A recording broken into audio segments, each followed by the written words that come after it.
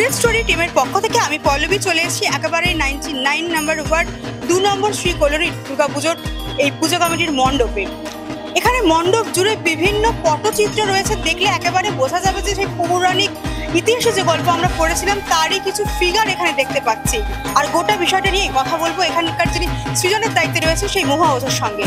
দিদি, একটু মণ্ডপ সজ্জা সম্বন্ধে প্রথমেই জিজ্ঞেস করবো যে খুব সুন্দর কিছু ফিগার দেখতে পাচ্ছি, এই গোটা ফিগার দিয়ে মণ্ডপটা সাজানো হয়েছে, একটু যদি এই বিষয়ে বলো যে কি ভাবনা এবারে। ওই নামকরণ যেটা শুনলে মধুবনে উৎসব, এটা ভাবনাটা এসেছে যে আমরা সারা জীবন মানে সারা বছর আমরা কি করি, যে যার কাজের মধ্যে ব্যস্ত থাকি। উৎসব আমাদের জীবনে একটা সময় নিয়ে আসে, যেই সময়টায় আমরা কি করি কিছুদিন আনন্দ হই হুল্লোড়, সেই সময় বন্ধু বান্ধব কাছে আসে, ওই সময়টা একটা মানে আনন্দের মুহূর্ত আমাদের মধ্যে চলে। তার ফলে কি ওই সময় থেকে আমরা এমন একটা শক্তি আবার পাই, পরবর্তী আবার যখন আমরা কাজে ফিরি সেই শক্তিটা আমরা এখান থেকে সঞ্চয় করি।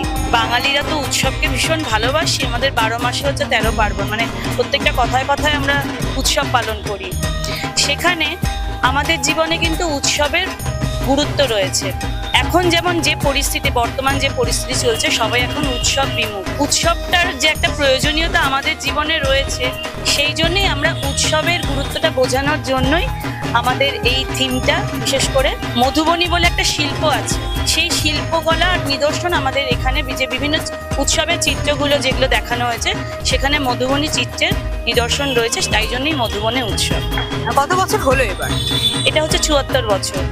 আর ঠাকুর কে করেছে? ঠাকুর হচ্ছে মোহনবাসী রুদ্রপাল, মানে বিখ্যাত একজন আর্টিস্ট, তার শিল্পকলার নিদর্শন সেটাও একটা রয়েছে।